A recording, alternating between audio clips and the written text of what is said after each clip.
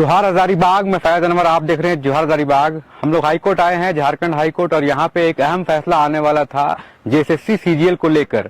आज डेट था, क्या क्या जो पेपर लीक का मामला चल रहा है उसमें स्टे लगेगा या फिर फैसला आएगा, क्या हुआ, ये सारी बातें आपको सुनाएंगे। हमारे साथ दोनों पक्ष हैं। एक पक्ष जो पेपर लीक को लेकर कोर्ट में याचिका दायर किया था जिसने, उस पक्ष से बात करेंगे आखिर क्या हुआ, क्या पेपर लीक में कुछ साक्ष्य मिले हैं कि नहीं मिले हैं, सीआईडी जांच कहां तक पहुंची, ये सारे कुछ जानेंगे उनसे।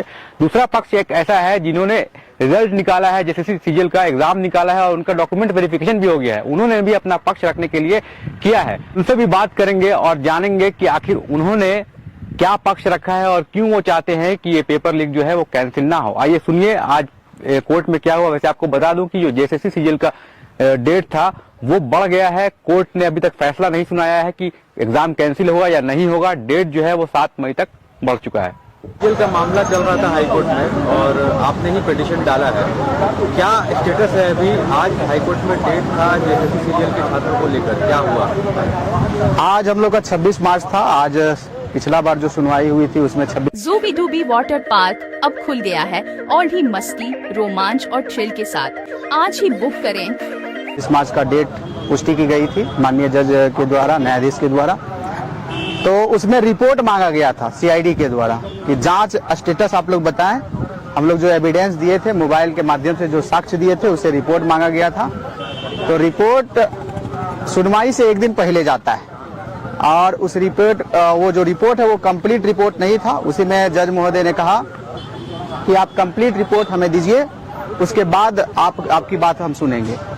तो मतलब क्या हुआ, डेट बढ़ गया क्या? हाँ, डेट एक्सटेंड हो गया है और आगामी सुनवाई की तिथि जो निर्धारित की गई है वो 7 मई को निर्धारित की गई है। आज कोर्ट में क्या हुआ? आज ज्यादा कुछ नहीं हुआ, सिर्फ यही बात चली कि स्टे को हटाया जाए, लेकिन माननीय जज महोदय ने इस चीज को नहीं माने कि जब तक आपका फाइनल जांच नहीं हो जाता है तब तक इस विषय में कुछ भी हम नहीं कह सकते हैं। तो हम लोगों ने टाइम मांगा था 15 दिन के लिए। हम लोग के जो वकील थे माननीय अजीत सर, वो 15 दिन का समय मांगे, लेकिन जज महोदय ने यहाँ पर और अधिक दिन समय देते हुए सीआईडी को और अधिक समय दे दिया। तो सीआईडी ने जांच में क्या निकाला और आपको क्या लगता है, आपने जो साक्ष्य जमा किया है कोर्ट में वो इनफ है, क्या कहेंगे? सीआईडी ने रिपोर्ट में 2-3 बातों का जिक्र किया है। एक किया है, जैसे हम लोग दिए थे फोटो खींचा गया था कोई विद्यार्थी के द्वारा, उसमें ये कहा गया है कि ये फोटो नहीं पता चल पा रहा है कि समय से पहले का है, मतलब एग्जाम समय से पहले का है या फिर एग्जाम समय की बाद का है। एक जो हमारे लिए सबसे जो मेन एविडेंस था, या फिर कहें जो हम लोग एक ऑथेंटिक एविडेंस के रूप में जो ज्यादा कह सकते हैं जो दिए थे, वो था व्हाट्सएप वाला। तो व्हाट्सएप एविडेंस के बारे में उन्होंने ये कहा है कि आप व्हाट्सएप में जो आप भेजे हैं, आंसर जो भेजे हैं, वो किससे आप आंसर प्राप्त किए, ये चीज आप क्यों नहीं बता रहे हैं। मतलब जो अभ्यर्थी एविडेंस दिए उनसे ये कहा जा रहा है कि ये आंसर देने वाले आखिर कौन है, उसका फोटो क्यों नहीं लिए। आखिर सीआईडी ने और जांच एजेंसी ने ये चीज वहां पर क्लियर नहीं किया है कि व्हाट्सएप में जो आया तथ्य जो है वो एग्जाम से पहले का है कि नहीं, ये चीज मेंशन करना चाहिए था जांच रिपोर्ट में, जो चीज नहीं किया गया है। तो अभी आप लोग क्या स्टैंड है, क्योंकि अब तो स्टे लगते जा रहा है, बहुत अभ्यर्थी हैं जिनका रिजल्ट निकल चुका है, डॉक्यूमेंट वेरिफिकेशन हो गया है, वो वेट कर रहे हैं। क्या प्रकाशित रिजल्ट नहीं होगा तो फिर? देखिए, हम लोग इस चीज को डिले नहीं कर रहे हैं, ये आप भी जान रहे हैं। यदि एक तो आप जानते हैं सरकार बनते ही सरकार के द्वारा ये अनाउंसमेंट की जाती है कि हमने पूरा जांच कर लिया है, कोई गड़बड़ी नहीं हुई है। फिर जब मामला न्यायालय में पहुंचता है और सुनवाई होती है और एफआईआर रजिस्टर करने के लिए बोला जाता है, फिर जाकर के सीआईडी जांच के लिए सरकार इनिशिएटिव लेती है। तो कहीं ना कहीं आप भी जान रहे हैं कि ये मामला जानबूझ करके सरकार के द्वारा ही डिले किया जा रहा है। यदि सरकार चाहती तो ये कोई बड़ा इशू नहीं था और फॉरेंसिक हो ही गया था। वो भी जान रहे हैं कि क्या सच है क्या गलत है। लेकिन सीआईडी जांच में ये भी तो निकल के आ रहा है कि वैसा कुछ प्रॉपर साक्ष्य नहीं है कि कैंसिल किया जाए। ऐसा रिपोर्ट में नहीं कहा गया है। ऐसा इंडियन रिजर्व बटालियन के जो कुछ लोग पकड़े गए हैं आईआरबी के द्वारा, उनके रिपोर्ट में ये कहा गया था कि जो लोग पकड़े गए हैं वो लोग अफवाह फैला करके पेपर बांट रहे थे, क्वेश्चन बांट रहे थे। लेकिन सीआईडी ने अपना रिपोर्ट में ये नहीं कहा है कि ये जस्टिफाई किया जा सकता है कि पेपर लीक हुआ या नहीं हुआ है। सो अभी आप आगे क्या मतलब आप लोगों को लग रहा है? आगे का प्लानिंग हम लोग का यही है कि हम लोग पूरी तरीके से आश्वस्त है पेपर लीक हुआ है और आगे की जो भी सुनवाई के लिए जो हमें वक्त मिला है उसमें हम लोग प्रयास करेंगे बेहतरीन से बेहतरीन तरीके से अपना रिपोर्ट देने का। जो हमें जांच सीआईडी के माध्यम से जो रिपोर्ट दिया गया उसके काउंटर में हम लोगों को रिपोर्ट देना है। इसके लिए हम लोग बेहतर प्रयास करेंगे, कैसे बेहतर तरीके से रिपोर्ट देना है, इसके बारे में हम लोग काम करेंगे। आप लोगों के ऊपर एक आरोप भी लगा था कि आप लोग कोई पार्टी आप लोग को ये कर रही है, प्रमोट कर रही है कि आप लोग जाइए और सरकार के खिलाफ केस लड़िए और टाइम उनका बर्बाद कीजिए, ऐसा आरोप लगा था आप लोगों को। इसके ऊपर क्या कहेंगे आप? देखिए, आरोप प्रत्यारोप लगाना किसी का भी काम होता है। जब तक ये सिद्ध नहीं होता है तब तक ये चीज आप भी नहीं मान सकते हैं, ना ही मैं मान सकता हूँ। हम लोग मैं शिक्षक हूँ, मैं पढ़ाता हूँ और मेरा कोई पार्टी उटी से लेना देना नहीं है। सिंपल सा बात है, हम मेरे पास अभ्यर्थी लेकर के आए, एविडेंस बताए कि सर पेपर लीक हुआ है, हम लोग का मेहनत जो है वो बेकार चला गया है। देन हम लोग एफआईआर किए और जनहित याचिका दायर हुई थी। क्या नाम हुआ आपका? राजेश प्रसाद।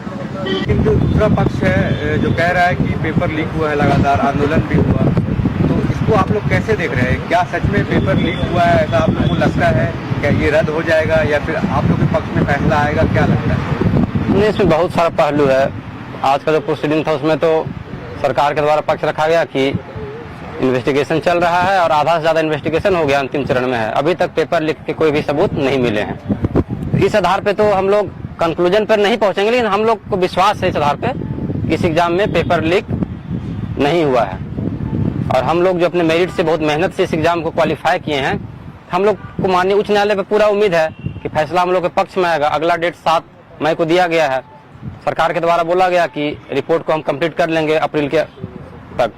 तो ये जो दूसरा पक्ष है जो लगातार चाह रहा है कि ये पेपर लीक हुआ है, एग्जाम रद्द हो जाए, नहीं तो उनका क्या मतलब क्या है, क्या लगता है वो क्यों ऐसा कर रहे हैं? नहीं, उनको किसी के ऊपर ट्रस्ट ही नहीं है। वो बस आरोप लगा के और मीडिया में हवाबाजी करना चाहते हैं।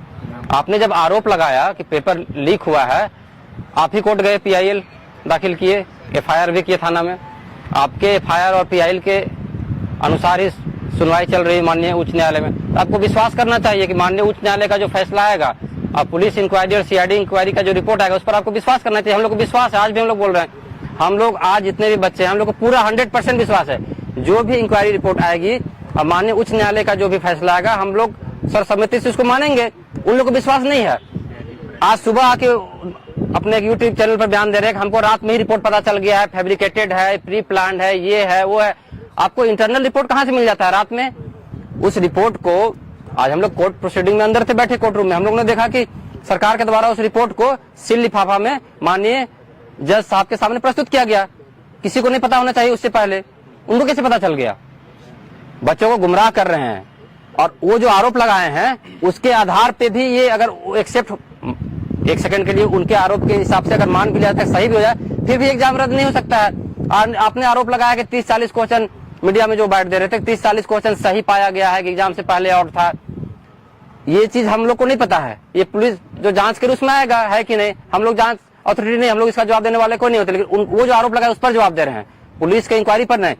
कि 30-40 क्वेश्चन के आधार पर पूरा एग्जाम, 2 दिन एग्जाम था, दोनों दिन 3-3 सीटिंग में एग्जाम था, पूरा एग्जाम ही रद्द करवाने की बात करते हैं। आपको टेक्निकल पहलू को समझना होगा। बच्चों को गुमराह कर रहे हैं, बच्चों को पढ़ाई से दूर ले जा रहे हैं। उनको बोलना चाहिए था कि एग्जाम की तैयारी कीजिए। ये कोर्स भी लॉन्च कर रहे हैं एक तरफ और बोल रहे हैं कि हमको किसी पे विश्वास ही नहीं है JSSC पे। तो भैया जब आपको विश्वास है ही नहीं तो दरोगा का कोर्स, तो वनरक्षी का कोर्स, तो JPSC का कोर्स क्यों लॉन्च कर रहे हैं? आपको आप सरेंडर कर दीजिए, हम कोचिंग बंद कर रहे हैं, फिर आंदोलन कराएंगे, आंदोलन जीवी हम हैं, ऐसा आपको उनको बोलना चाहिए। आपको क्यों लगता है वो लोग ऐसा क्यों कर रहे हैं? क्योंकि मैं यहाँ से देख रहा हूँ कि आप लोग को भी अगर कोर्ट में जा रहे हैं, वो लोग भी कोर्ट में जा रहे हैं, तो दोनों का पैसा लगता है, फंडिंग की जरूरत होती है। तो इतना पैसा आप लोग और वो लोग कहाँ से ला रहे हैं? हम लोग अपने कैरियर को बचाने के लिए, ठीक है, हम लोग बहुत मुश्किल से एग्जाम को निकाले हैं। हम लोग का कैरियर बीच में अभी फंस गया है। एग्जाम हम लोग का रिजल्ट आया 4 दिसंबर को, फिर स्टे लगा। तो हम लोग तो बस इस उम्मीद से, यही कोई करोड़पति अरबपति आदमी नहीं, बहुत मुश्किल से हम लोग धन इकट्ठा करके हम लोग आज वकील खड़ा किए थे इंटरवेनर के लिए कि हम लोग इस केस से प्रभावित हो रहे हैं।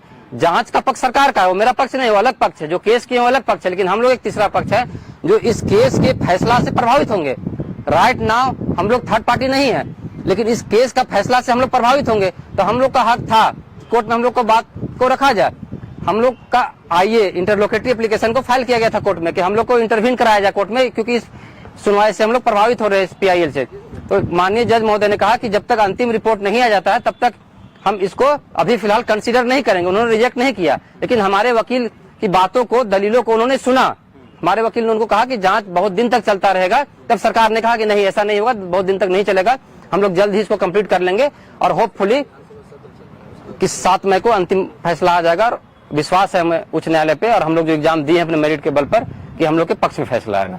क्या नाम है आपका? मेरा नाम जन्मजय सिंह हुआ।